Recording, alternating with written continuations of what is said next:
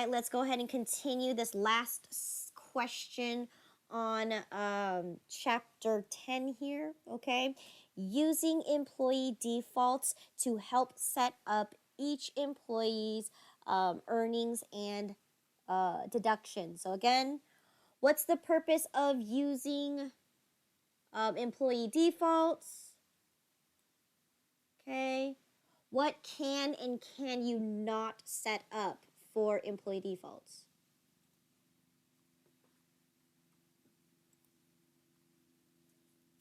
And then we'll talk about how.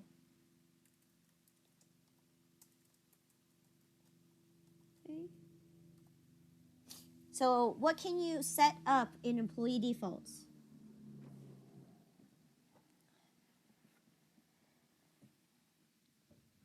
Their pay type, like a salary or hourly, like Good. Compensations. What else? What else can you set up? their tax deductible status, whether if they are married or not, if they have a withdraw Mm, numbers.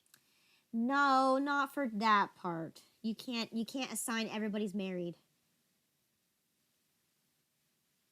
You can do their taxes and their vacation or sick pay. Okay, but that's not a tax.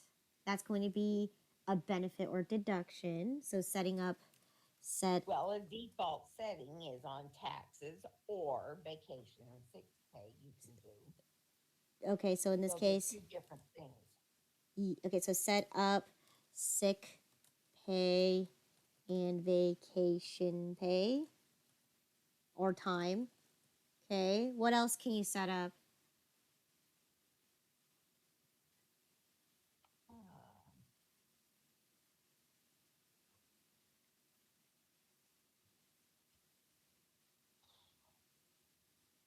You can set up their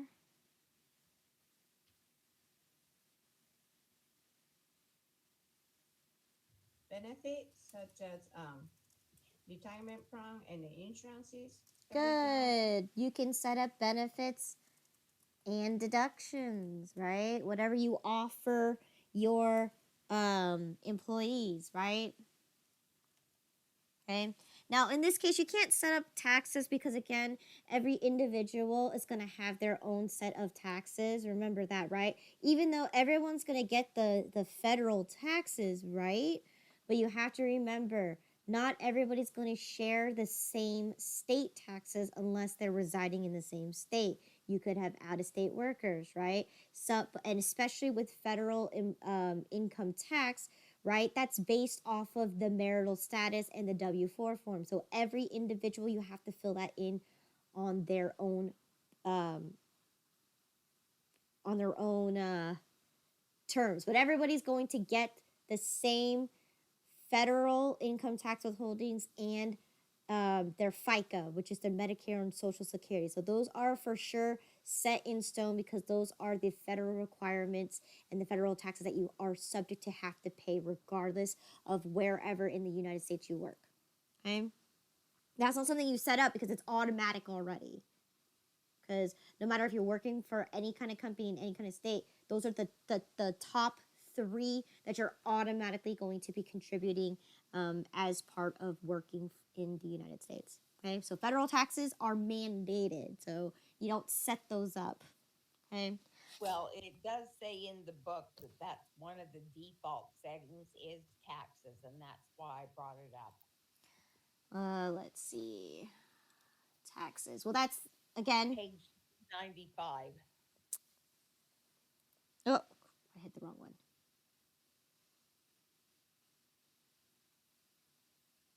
Okay, so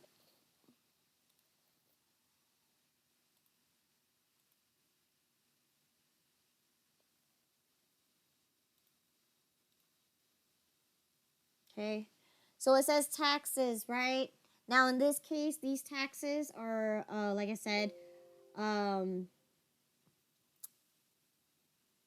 for federal, right? Everybody, again, for W-4s. Now, in this case, um, this section, I guess in this case, okay, I see what you mean. Now, in this case, if you are going to be filing or putting in a specific group of individuals that all share the same W-4 form. So, for example, right, I'm going to put all of my salary earned people, right? I'm going to put them in order based on what marital status they are and what W-4 form they send me, right? So if I want to do all my single people first, right, there's going to be the most easiest ones.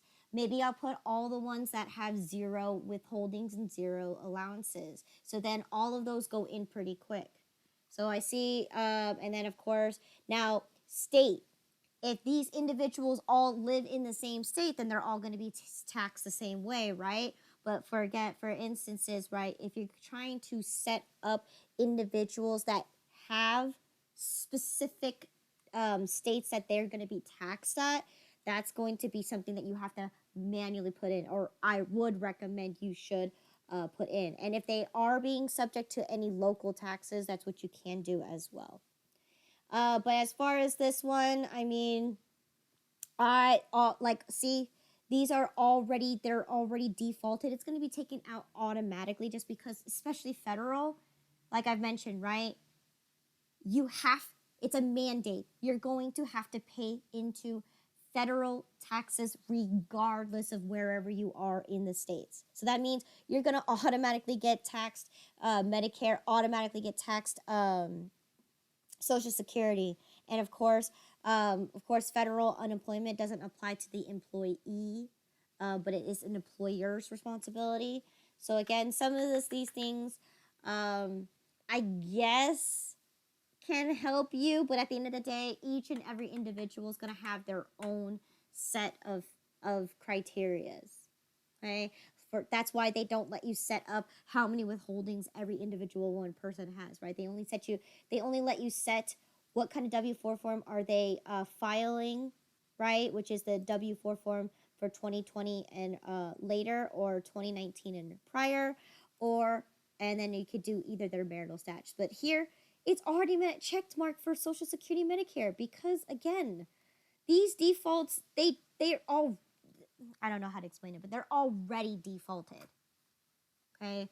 Again, it isn't really necessarily, in this case, I wouldn't necessarily use that because every individual person, you're going to have to edit that anyway. Because the only reason, Lynn, I brought it up because it's in the book. If they ask from the book, it does say that's the default setting.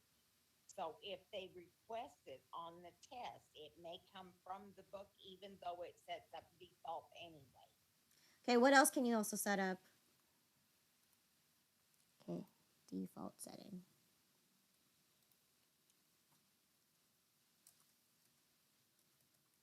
What else can you set up?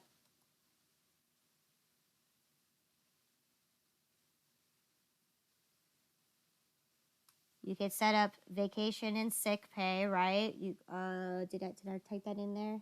Yes, vacation and sick pay, right? You can set up their hours. What else can you do?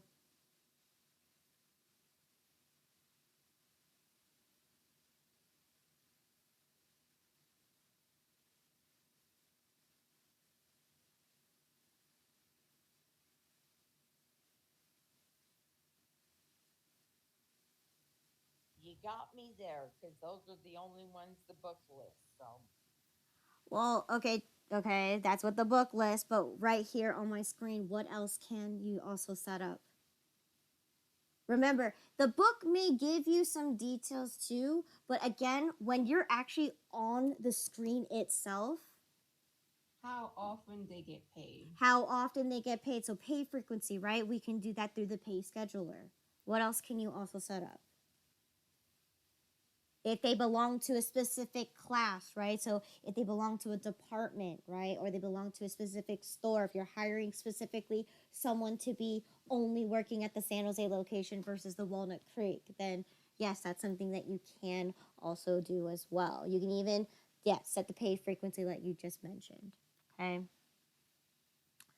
Okay. Let's see. Next question here. So how, right? We already said that. How do you get to that default employee default settings window?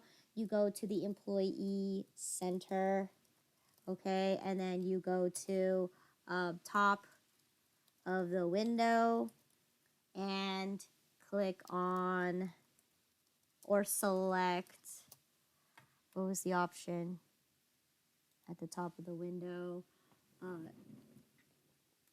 Okay, manage manage employees, and then set change new employee default settings.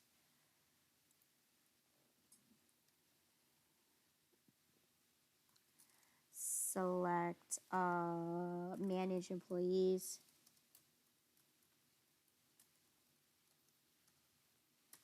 And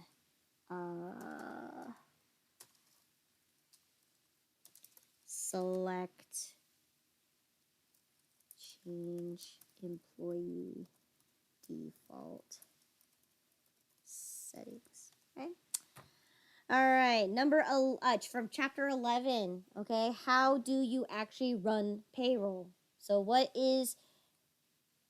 how do you run payroll? Well, you gotta select who's getting paid. Right. So the first step to that is to select pay employees, right? That's how you initiate it. Select pay employees to initiate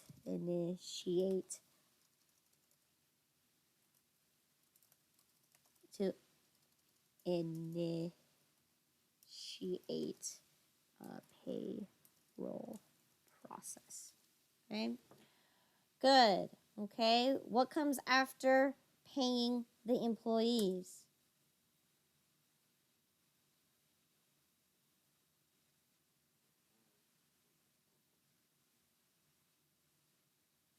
You have to complete their earnings section along with any additional earnings that go on it and all of that. Mm-hmm. Okay. After you completed the pay employee section, what comes after? What do you have Well, to it do? says the first important thing is to check the two dates that are on it to make sure the payroll period end date is right and the actual paycheck date is right. And they have in big letters that that's important to check every time. So Okay. All right. But after you paid your employees, what comes next? Is my question.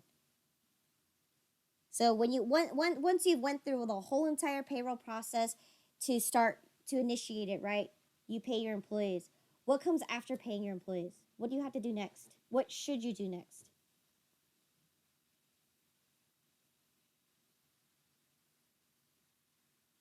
What comes after paying employees?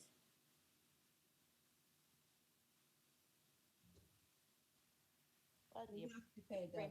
you do your reports. You do your reports, okay? So then, but after you pay your employees, right? If that date is, if your quarterly payments for your liabilities happen to fall on the same date as the last paycheck date, right? Then you're subject to have to pay into your liabilities, right? Because that's a responsibility. Now, think about it this way, right? You're a major corporation, right? You're Walmart, okay? You're collecting billions and billions of dollars of tax money from processing your employees' payroll. So, what should actually fall right after paying your employees? Prepare to pay the liabilities. You pay your liabilities, especially so for corporations such as Walmart, right? They have to pay every week.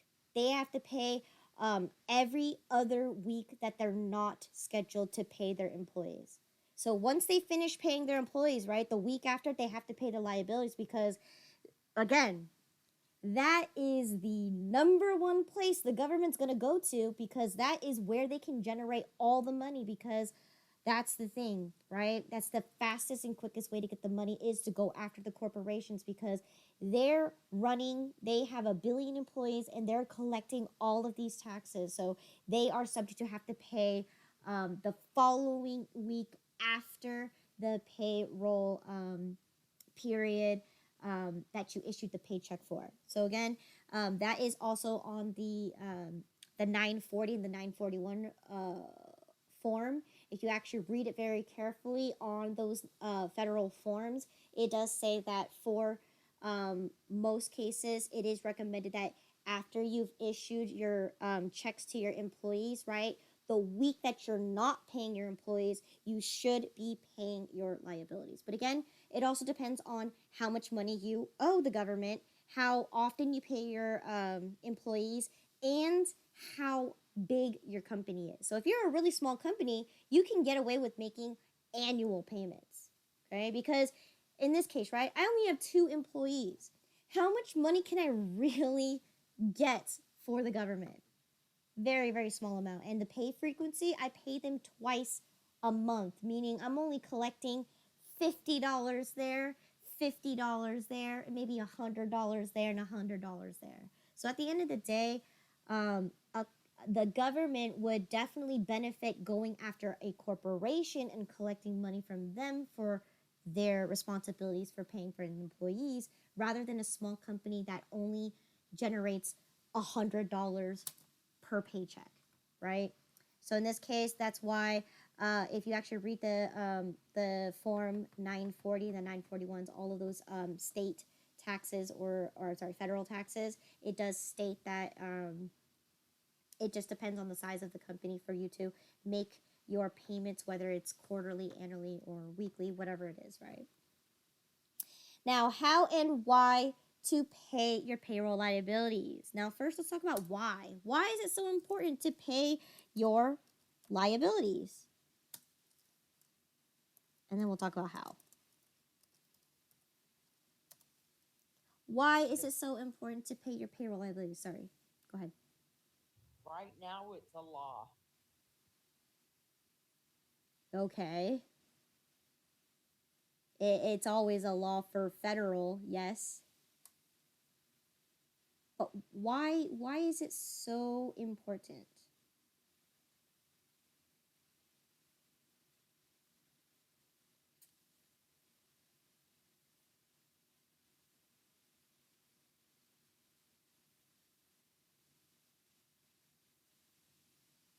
Maybe to balance your books out, right? Not necessarily. Why do I need to collect all this money from my employees? And why do I have to make a payment to the government?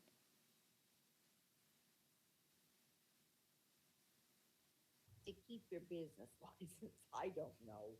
Yes and no. Yeah, yes and no. I mean, it could be part of that, but what is a company's responsibility at the end of the year? Why are they paying taxes? Right? It's their means to contribute to society, right? That's how the world runs, is that people, right? There's businesses for a reason. So then people can get services and products that are necessary, right? But as a responsibility for holding up that, the government tax these companies because it's a means of cycling and making a contribution to society, so then they can be able to help fund those other agencies, those other government programs, right? So at the end of the day, why is it so important? Well, first off, it's to help society. But second of all, too, is it's not your money. It's the company's responsibility, because that's what they agreed to when they decided to open a business. Is, hey, if you decide to open up a business, you got to pay taxes, right? It's also everybody's individual, right? So individuals have to also pay their contribution to society, because that's how the United States work, right? We're constantly having a flow of income, whether it's going into the system, and what happens is that it comes back out from the system and comes back to us, which then it goes back into that cycle over and over and over again. So in this case, it is a company responsibility.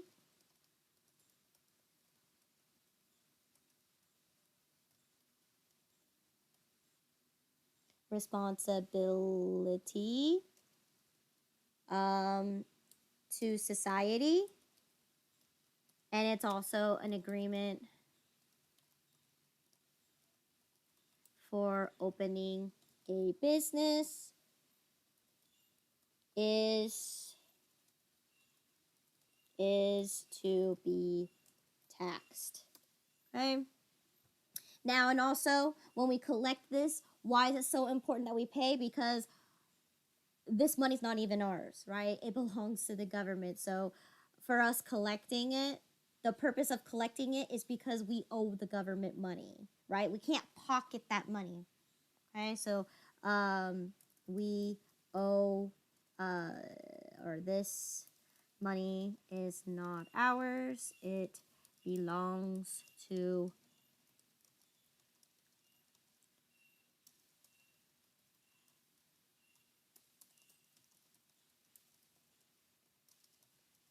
okay, because in this case, right, it's the company's responsibility, but when we collect it, it's not our money. Because that's why it becomes a liability, because we owe it to the government. Okay, now how do you pay your payroll liabilities?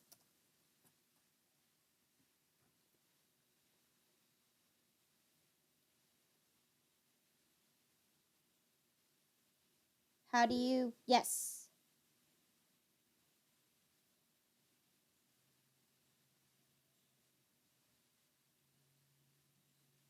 Yes.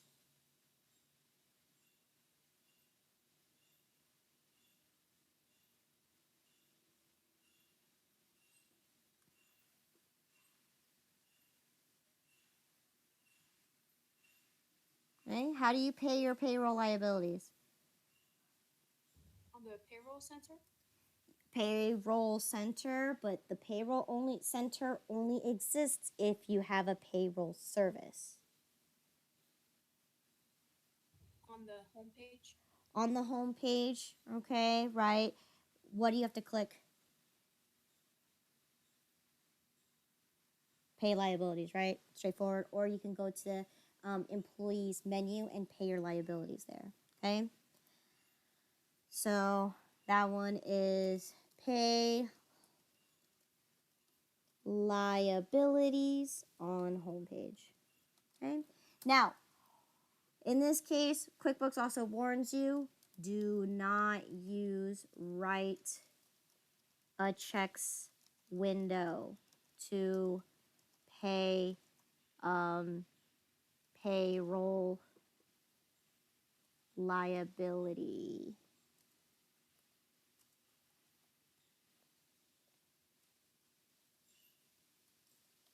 Okay?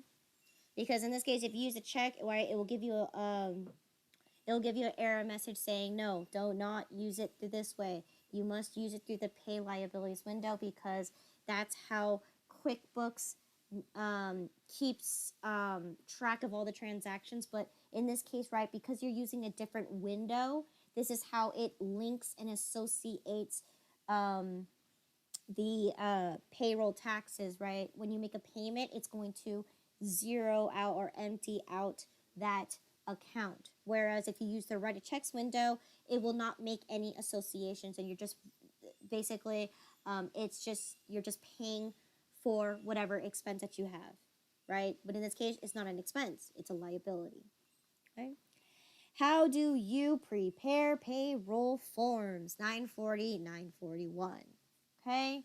In this case, right, if you have the paid roll service, then you're going, or the enhanced one and the assisted, you'd be able to file forms for you. So you just download the form either directly from Intuit itself or irs.gov.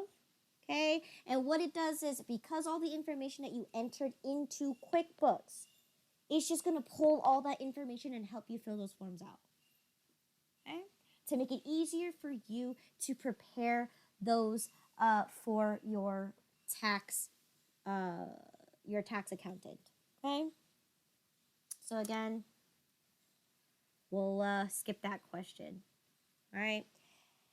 Chapter 9, time and billing, okay? Tracking time and using it for payroll or invoicing customers. So, let's talk about using it for payroll or for invoicing customers. Okay? So, for payroll, it's straightforward, right? Like I've mentioned this before, when you enter time, so first you have to activate that, of course. If you enter in a time, enter time in timesheet, right? Okay, it will automatically um, transfer data into the pay employees window. Okay, how does it do that? Because the date that you select the timesheet to be on is basically they're going to match the timesheet to the date that you're going to make the paycheck for, and they're just going to go ahead and pass it along. And because you set the pay schedule and everything, or you set the when you're gonna pay that person. So let's say you have the timesheet and you're gonna pay them for the end of the payroll period. It's going to take whatever information that's in the timesheet and stop at a specific point. That's why it's so important that you put in the end of the payroll period, and then you also designate the payroll check date.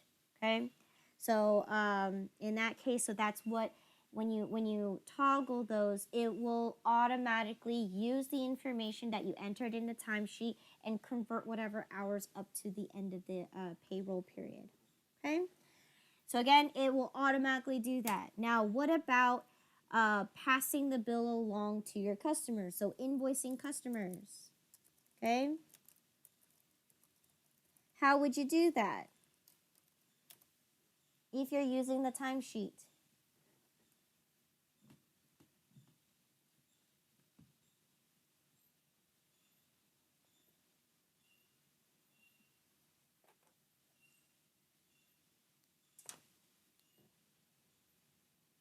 How would you use the timesheet to invoice your customers?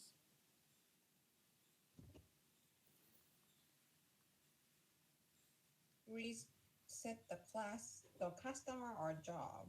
Yes, you must assign customer slash job. And what's the second thing that you have to ensure to make sure that the invoice gets passed along to them? We need to make sure that it's a billable item, or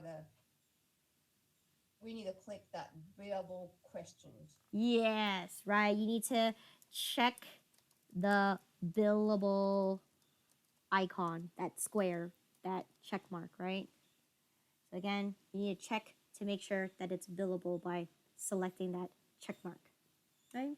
And then that will invoice them. When you create an invoice, it will give you that time and costing window, and then you'll be able to select the time from there. Okay. All right, next one is going to be reports, which is 16% of the exam. So this is going to be approximately 8 questions. So reports is going to be very, very important just because, once again, reports appear in every single chapter. So again, you can expect why it's so important. Now, in this case, of course, the more important sections you definitely want to focus mostly on is the chapter 6 report. Okay, because all the other reports, like I've mentioned, right, sales reports, customer reports, or employee reports, okay, those are they're subjective, right? It just depends on your position in the company. But in this case, when we're in the actual reports chapter, where we're looking at the most important accounting reports that exist, which is going to be the financial statements, right? That is the key report that is the most important because it gives you a summary of your profitability. It gives you a summary of your balance sheet, right? Which tests the accounting equation. It also gives you important information that allows you to get information on the statement of cash flows, how much money is actually flowing into your company. And you can do other reports such as the general ledger report or a trial balance, okay? So again, this one is more focused on the most important type of report than it is for the simple business management reports, okay? So again, a student should know chapter 6 reports, okay? Why and how to use the report center, okay? So again, we talked about the report center, right? We talked about how you're able to view it and what is the purpose of a report center. Well, this is where you can create your reports. Now, how do you use it? Straightforward, right? It's based on the category of what kind of report you are wanting to do, right? But every report is going to answer a question that you have about the company, right? So that's the reason why you would use the report center is to ask a question about the company. So if I want to say, I want to know what my profit and loss is, I want to know if my company is profitable, then you would go to company and financials, and there, boom, first one you have is the profit and loss standard report, and that's going to tell me, did my company make a profit? Okay, so that is the why. Okay, why would you use the report center, right? To help you answer any question about the company, okay? About the company, all right? By selecting a topic or category, right? And producing a report, okay? Now, how would you do that? Straightforward. You know how to do it, okay? You just go through the report center and you click on it and you click on the time frames and so on and so forth, okay? Now again, you also want to know that when you view it, you can view it in detail. You can view it as a carousel view, grid view, or list view, okay? So that's something that you can also add into that, okay? The two different types of reports, what are they? Accounting reports and business management. So what is the difference between the two reports? What makes them different? What do accounting reports do?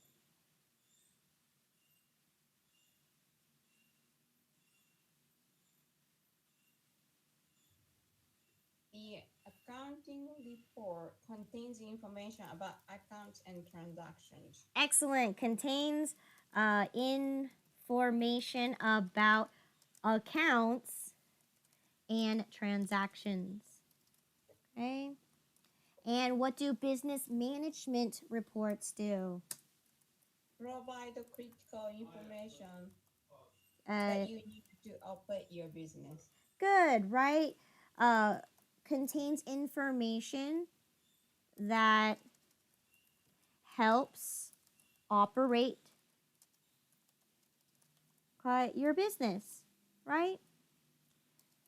So in this case, right? Um, for example, right, a customer report or a customer contact list is a business management. Why? What's so important about having a customer contact list? How does this help you operate your business?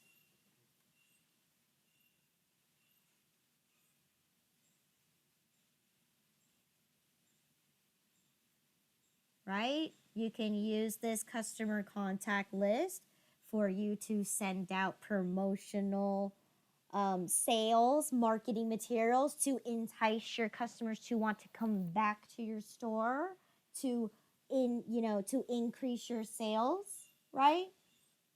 That is something that you can use this kind of report to help you, right? Send them reminder emails, send them promotional advertisements, send them discounts and say, hey, if you act now, you can take advantage of today's deal where we can give you a buy one and get one free offer. Any way that you're able to use the information to operate your business. So in this case, I'm using my customer contact list to increase my sales. Okay? So again, that is important what a business management does. So in this case, like I said, all the chapters, right? So chapter 2, 3, 4, all of those have a section for all of those business management reports. Okay. All right. This one says how to customize reports. Okay. How do you customize reports?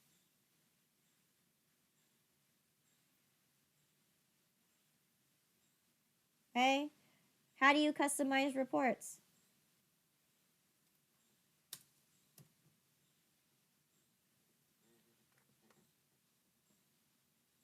We can click the customize report buttons on the top. Yes. So first off, you need to just create a report. Okay. And then top of the window, select customize. Okay.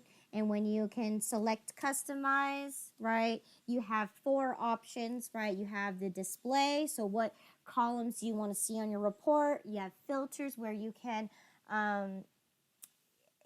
categorize your transactions based on a particular criteria.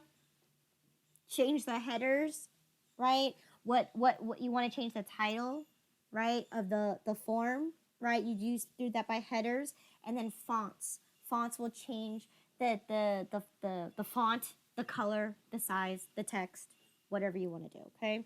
So again, that's how you can further customize your reports. Okay. The basic questions that each report answers, okay, such as the profit and loss, right? So again, this is something that you have to practice, right? Look at every report in the book and think about it. What's the purpose of running this report? What basic answers does each report answer the question for? Okay? So again, sales by rep.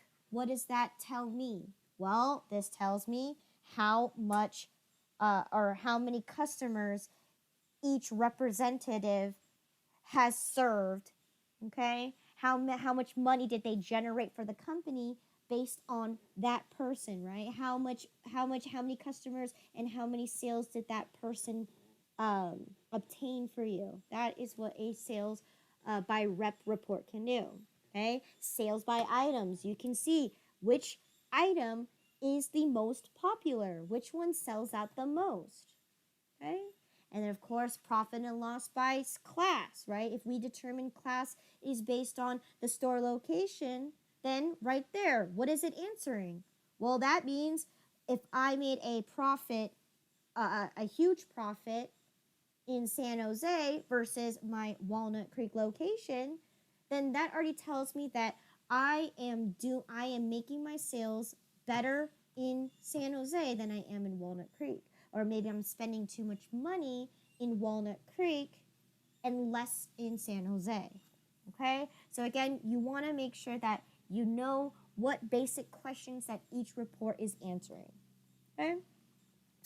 How and why to send reports to Excel. Okay? Why would you want to send a report to Excel? Or export in this case, not send.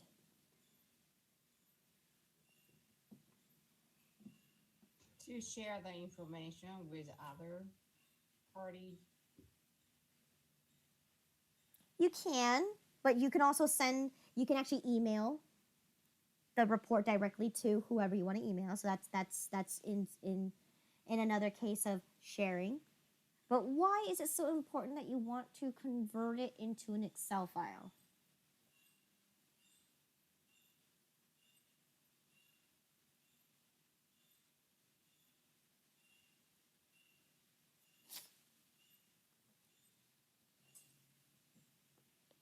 What can Excel do? To modify report in ways that QuickBook does not allow us to do. Excellent. To further modify and customize the report that QuickBooks cannot do. So again, you can't change the colors in QuickBooks, right? But when you export it to Excel, you can make it any color scheme that you want to. You can make it a gradient. You can make it pull apart. Okay. The cool thing about Excel is that you can do a lot more functionalities than you would in QuickBooks, right? So further customization. Now, how would you do that? Okay, straightforward, right? When you're on the report, okay, top of the window, you select Excel, right? And then you save it. Okay. How to process multiple reports. Okay. Well, what's the purpose of processing multiple reports?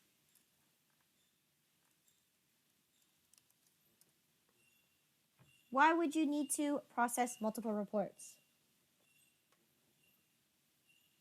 To combine several memorizer report into a group so that we can later display and print the report in a group. Good. Okay, good, right? So in this case, to display more than one report in a group. Okay, okay. And then how would you do that? There's only one way that you can process multiple reports. From the report menu, select process multiple reports. Good. Reports menu. Select process multiple reports. Okay. Next question, how and why to send reports to Excel. So once again, this is a typo on their end too. They put this in there twice, so we already answered that. How to memorize a report. Okay. So first off, why would you memorize a report in the first place? And then we'll talk about how. Why would you need to memorize a report? So that we don't have to keep resetting format and the filtering the way we want it. Good, right? To save any customizations on a report and be able to produce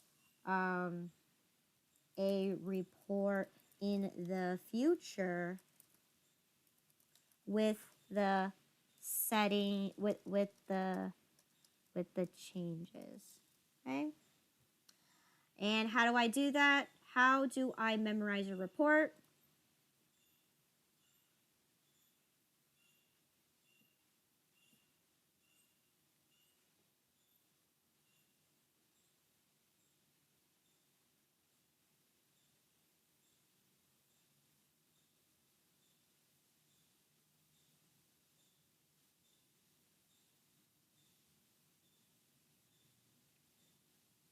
How would I, once I finish my customization, how could I memorize this report?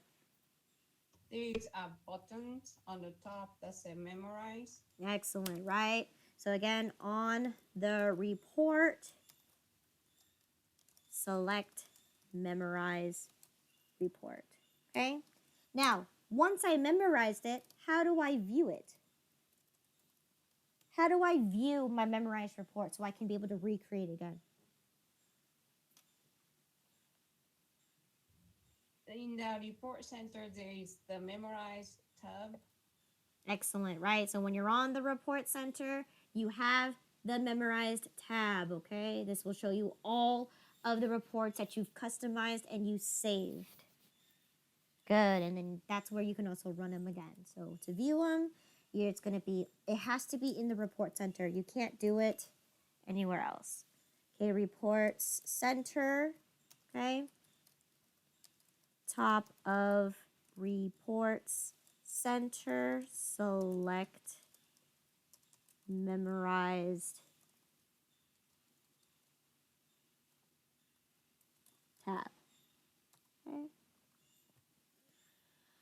Okay, next section is going to be basic accounting, so which is 10% of your exam, so approximately 5 questions, okay? A student should know, okay? So this section right here is for chapter 6, okay?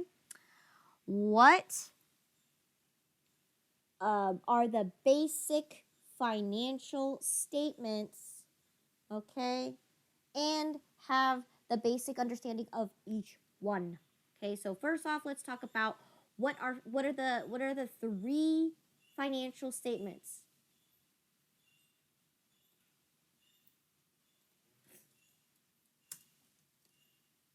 What are the 3 financial statements that are very, very, very important? Profit and loss, Profit and loss, balance sheet, balance sheet, and then cash flow. statement of cash flows. Good. Now, what is the basic understanding of the profit and loss? Why would you run it? So that we can, it tells us whether we are making money or we are losing money. Okay, good.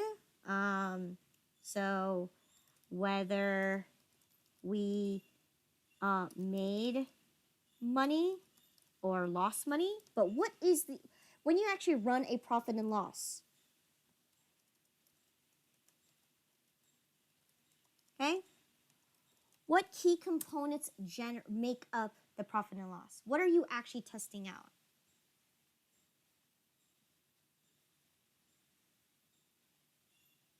Okay, my accounting folks, you guys should know this question.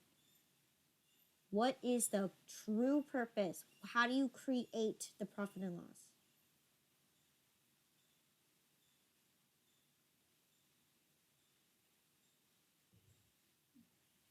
The book said it shows all our income and expenses for a given period. Excellent, right? You are comparing, I guess not comparing, but you are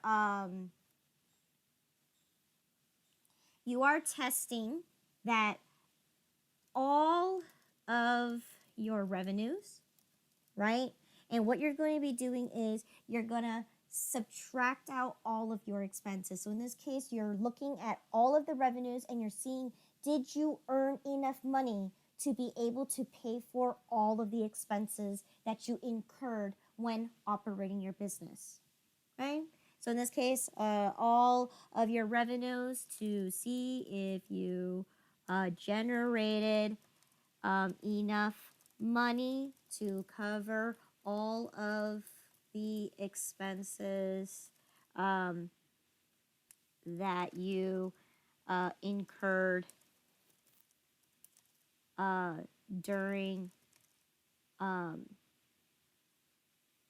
incurred to operate your business. Good. So this one tests all of your income and counters them against all of your expenses. Excellent. That's how you could see, did you make more money than what you spent? Okay. Busyness. Okay, there you go. What does the balance sheet do? It tells the current uh,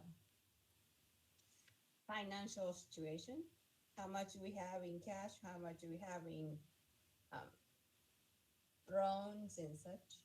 Okay, so when we're doing that, what are we testing? Why is it called the balance sheet? We're testing something. What is that?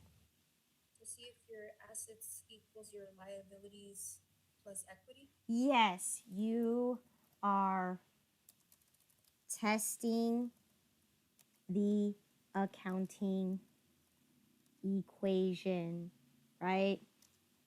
You're checking to see if your assets equals your liabilities plus your equity. Good. Okay. And then let's see. What about the statement of cash flows?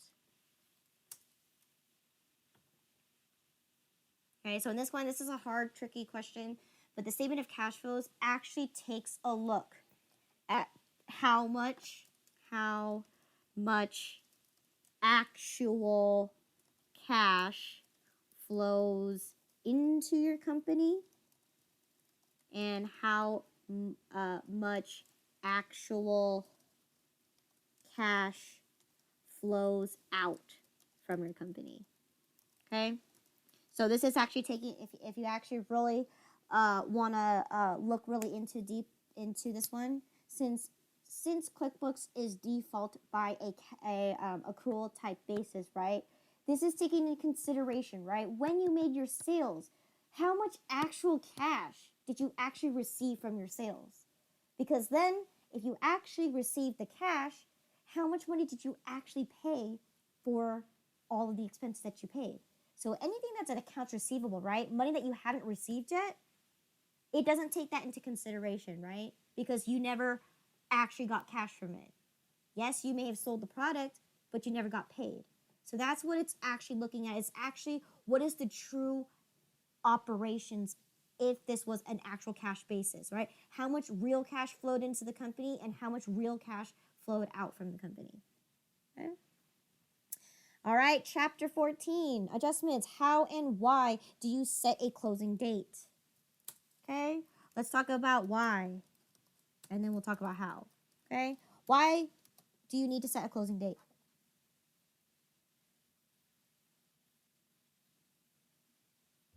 So that no one can make any more changes. Good, right. So no one can add any changes to the company file. Okay? But so then if no one can add anything into the company file, then what does the closing date do? What does it actually do? In your books, it has air quotes around it. What does it do? If it prevents people from adding any other transactions, what does it do?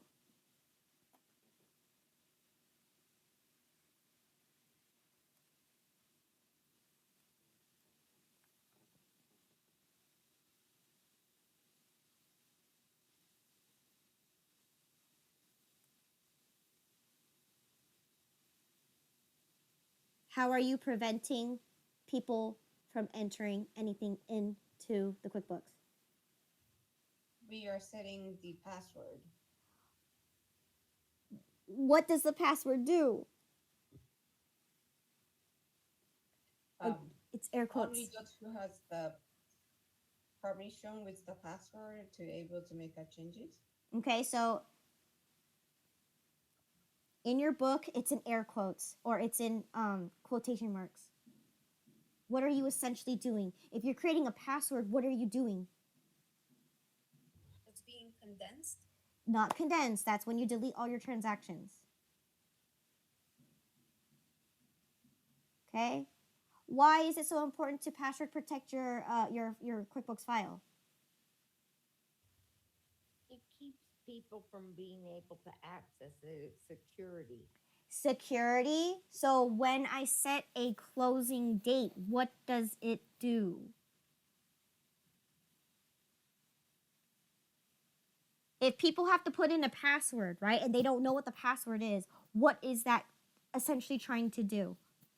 You're locking it? You're locking. That's the word I'm looking for. You're locking the data file, right?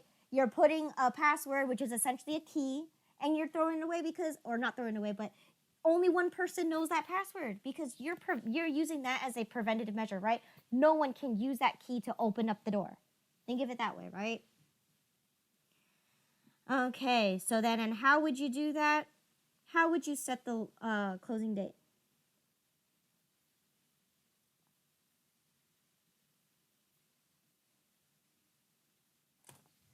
I going to the preferences from the edit menu.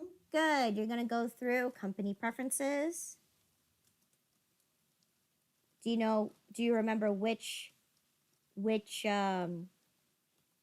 tab or which The topic? accounting preferences. Good. The accounting preferences. Okay, and at the bottom of the page is the set the date. Okay. Now, how to create a general journal entry if asked to do so. Okay. Now, in this case, right? Let's talk about why would you create a general journal? They give you a list. Why would you create a general journal? What's To the make adjustments? to make adjustments? Good. To make adjustments. Okay? Okay? What else would you use it for?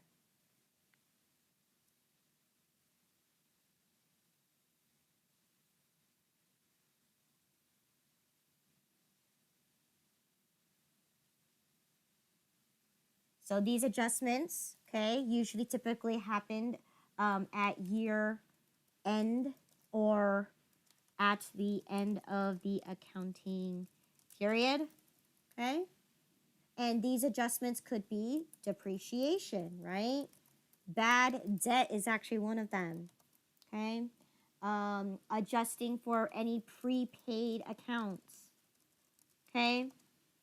You can also use it to adjust your inventory, right? Right? In this case, right, when you use the inventory adjustment, what you're actually essentially doing is creating a general journal to adjust those for the loss of it. But in this case, I'll take that out. Okay. So again, you're using it primarily to make adjustments at year end or at the end of the accounting period, which is usually used for depreciation, bad debt expense, or to recategorize. So remember, if you need to recategorize, whether it's classes or accounts, okay? And then what do you use it for chapter 12?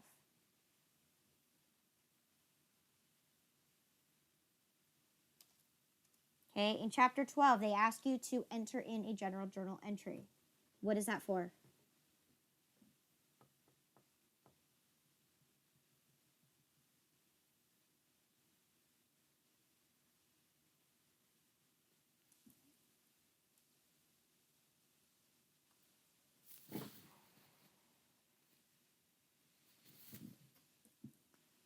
It's to set up account balances. Okay, in chapter 12, they tell you to use a general journal, okay, to set up any account balances. Okay. How would you create a general journal? What are the steps? How do you navigate in QuickBooks to be able to create a general journal? Under the accountant's menu? Okay, so if in case you don't have the accountant's version of QuickBooks, how else would you get to the general journal? Okay, so for instance, mine is not the accountant's version, so I don't have that accountant's menu. So how else would I be able to get to the journal?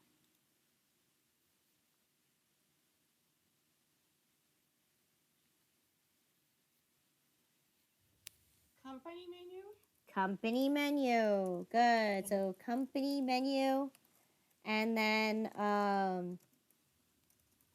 you would select make general journal entry. Okay? Or entries. It's one of those. Okay? So you go to company, okay? And you're gonna go ahead and select make general journal entries. Oh, it is entries. Okay?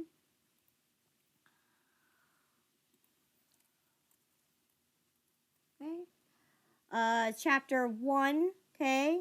How do debits and credits work? Okay?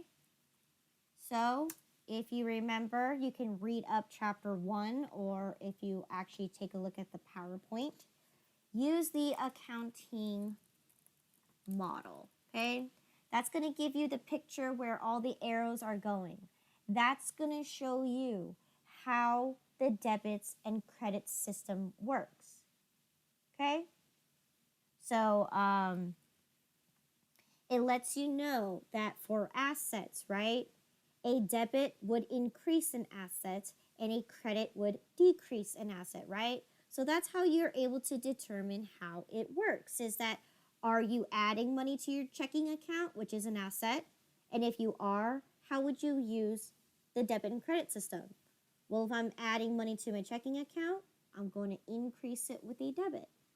If I'm spending money, if I write a check out, I'm decreasing my asset, so I need to use a credit to represent that I'm decreasing my checking account.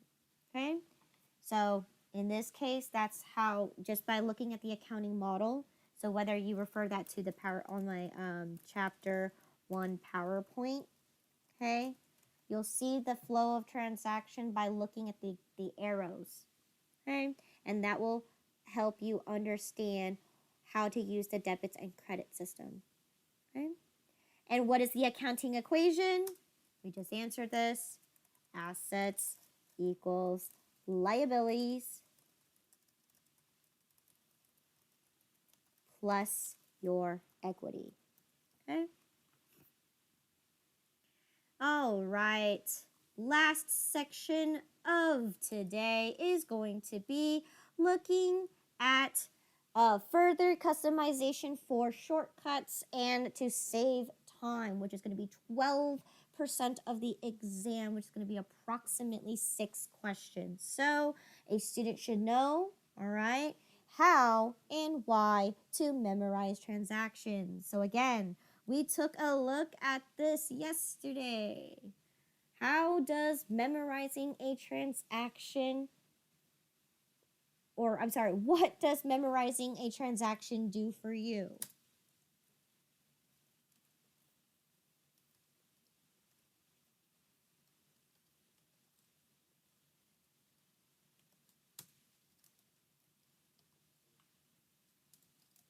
So that we don't have to keep repeating the task of entering the transaction that often regularly or frequently, like insurance payment.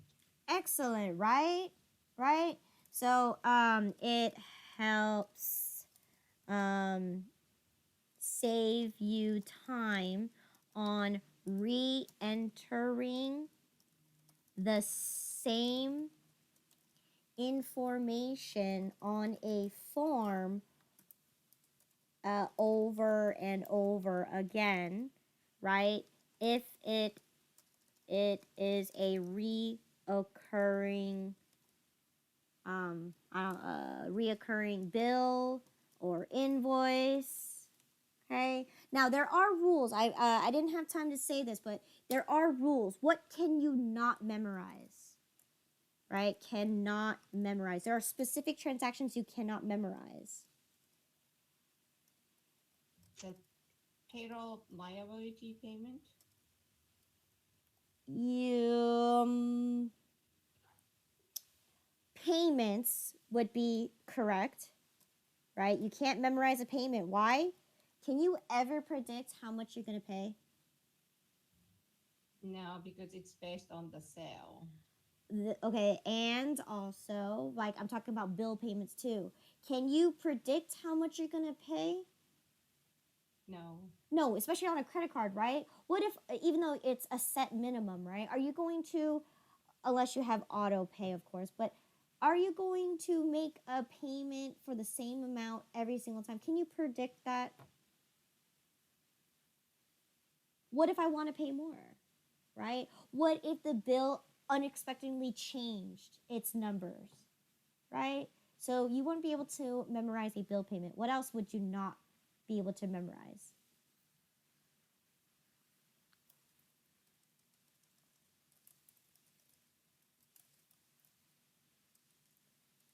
I think it's just payments. What else would you not be able to memorize?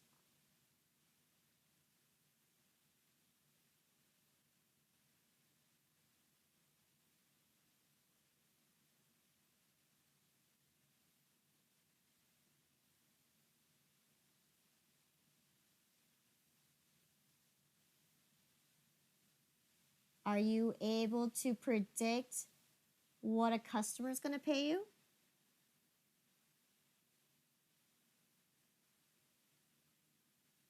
No, you definitely won't be able to uh, um, predict what a customer will pay you. So, receive payments, you're not going to be able to predict what a customer is going to pay you.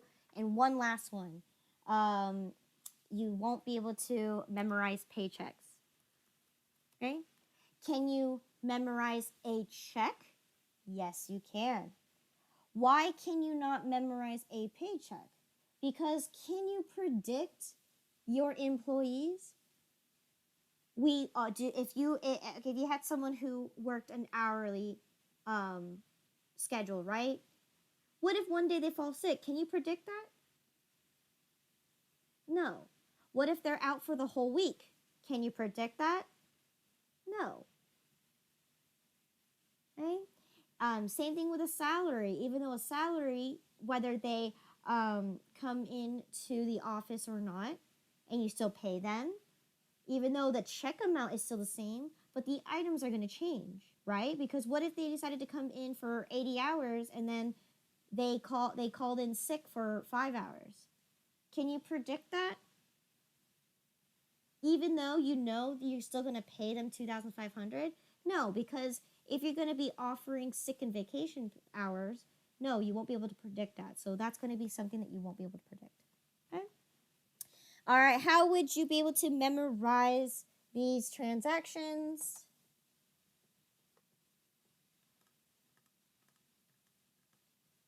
Okay. How would you be able to memorize these transactions? Usually at the top of any form. Okay, so whether it's a bill, an invoice, okay, on those at the top of the window, okay, top of the form, you can select memorize. Okay. Okay. And last but not least, where would I be able to find those memorized transactions?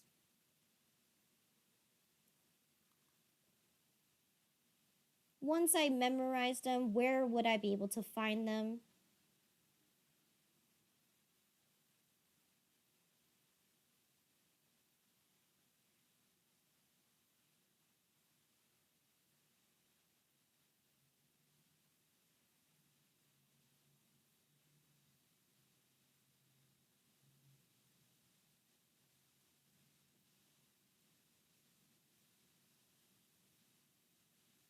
Okay.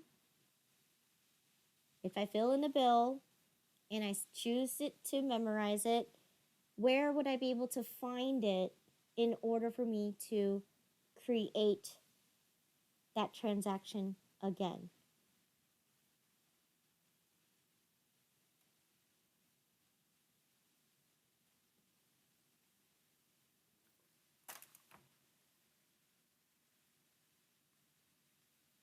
Okay? Isn't it in the list menu? List menu. And then they have memorize something or other on there. Yep, it's called the memorized transaction list. So you are correct So if you go to list, okay, right here, memorize transactions list. Literally says it right there. Okay. So good. So you're located, list menu, memorized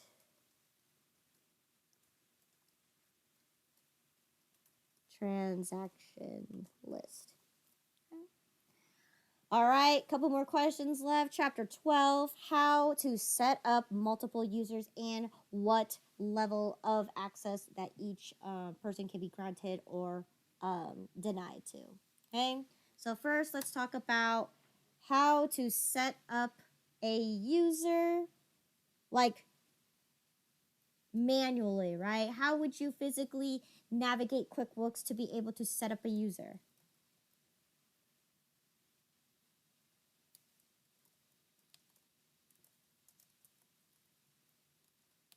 How do you get to that section to set up those users? Isn't that in the company preferences? Not preferences.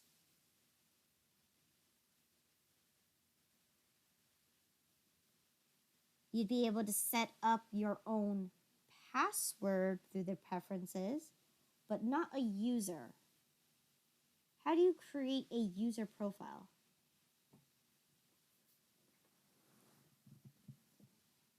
There's the submenu called set up users and password. And where do you find that? What menu? Company menu. Company menu. Good. So company menu, set up users and passwords, okay? And then it allows you to set up a user. Okay?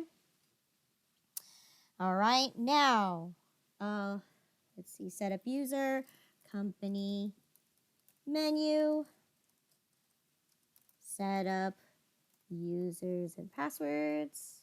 Okay. Now, in this case, only admin can set up users. Okay, so you have to be on the admin's profile to be able to create all of those users. Okay, so once you go through that, you're going to go through a series of questions, right? And you're going to be setting up the user and their password, obviously, right?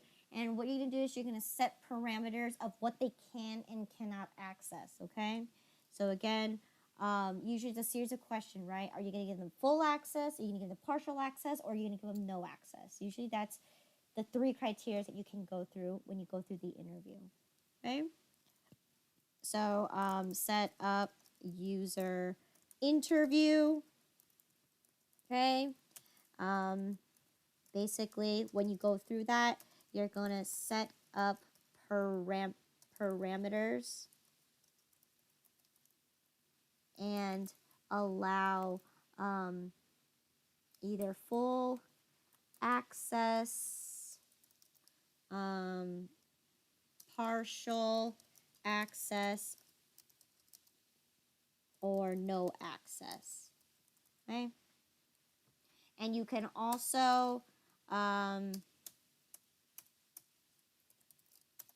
also set up if permission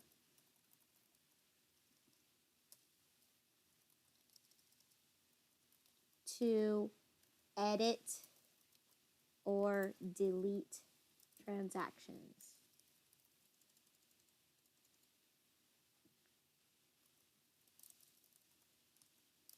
Okay. Couple more questions left. Okay, so chapter 7. Okay, how and why to create custom fields. Okay, so let's go back. This is back from 4 weeks ago, 3 weeks ago, 4 weeks ago. Why is it important to create custom fields?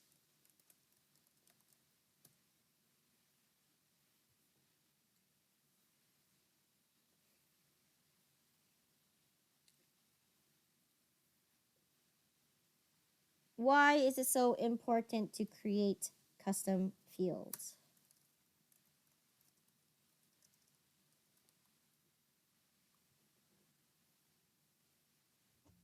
So we can customize the information we want to know. Customize information that we want to know. What benefit does that? Yeah, like the company anniversary, family structures, and such. Okay, so customize. In this case, you're going to customize additional information about a particular person, right? Yes. Okay. Now, in that case, right, if you're going to be customizing additional information about a person, how would you do that?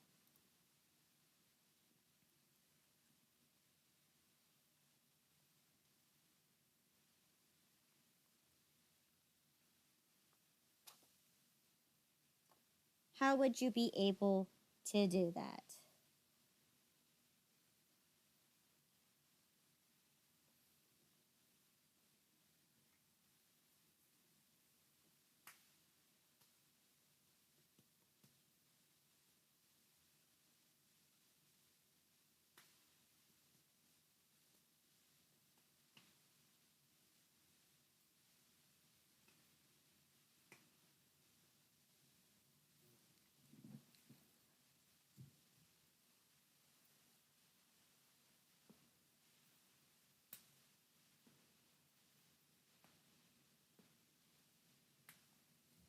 You mean defining the field? Good, but where would you find that section if I'm going to define the fields? It's in additional information tab of a customer, vendor, or employee record. Yes, so in the case, so good. Customer, vendor, employee, records, window, right? You're going to select additional info tab and then select define fields. Okay? What's the rule? How many custom fields can you create in grand total? We can set 15 custom fields, but we only can assign 7 to each. To each who? Each form. Okay. So total 15 custom fields and apply only 7 per person. Okay. And then of course there's also an additional one, but that's more advanced, is that you can also customize 5 for items. Okay, that's not something that's going to be on the that's information, right? It's in your book. It does tell you that yes, you can customize 5 for items, but they don't show you how in the book. So in this case, it's not as relevant. Okay, 5 for items. Okay. All right. Okay. Last question. Okay, how do you customize templates? Okay, let's talk about why. What's the purpose of customizing your templates? Why would it be necessary for you to have to customize your templates? So that we can add our own business information. You can add your own business information on a regular template.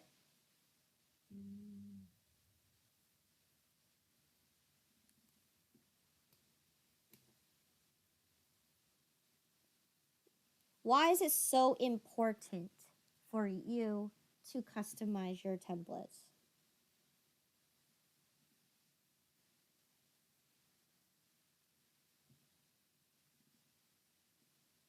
Faster with less mistakes on it. Okay, that's true too. But why would I want to make a custom template for my company versus another company that doesn't want to make a customized template? Why is that so important?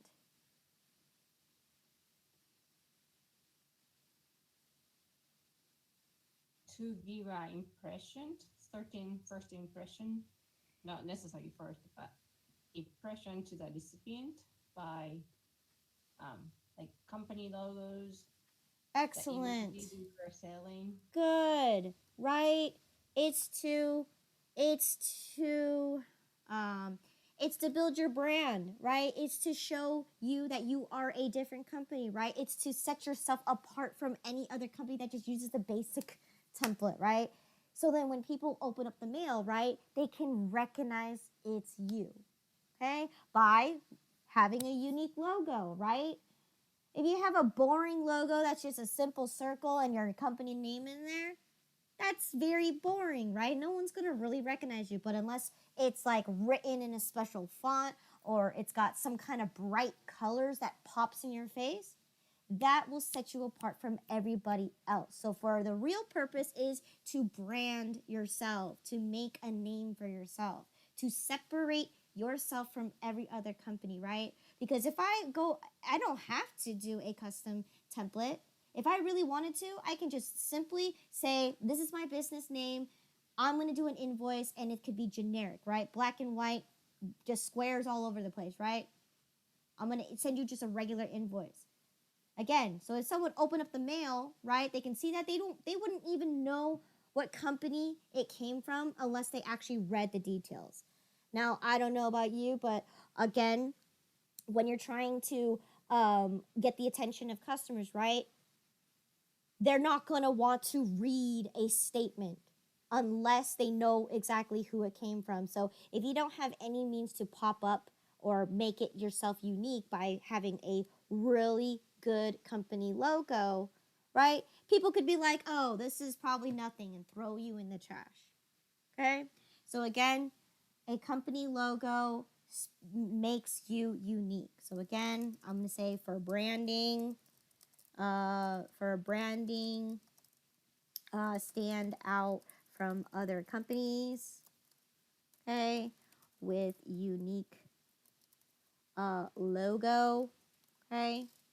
And then how would you customize the template?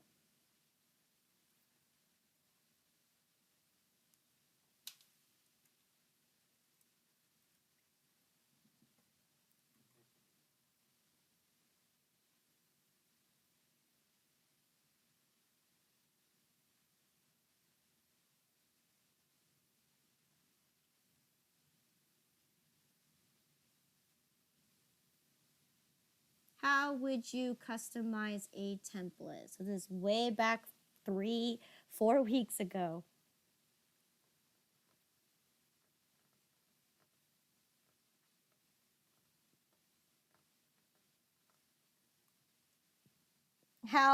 First off, I need to be able to know where I'm able to locate all my templates, right?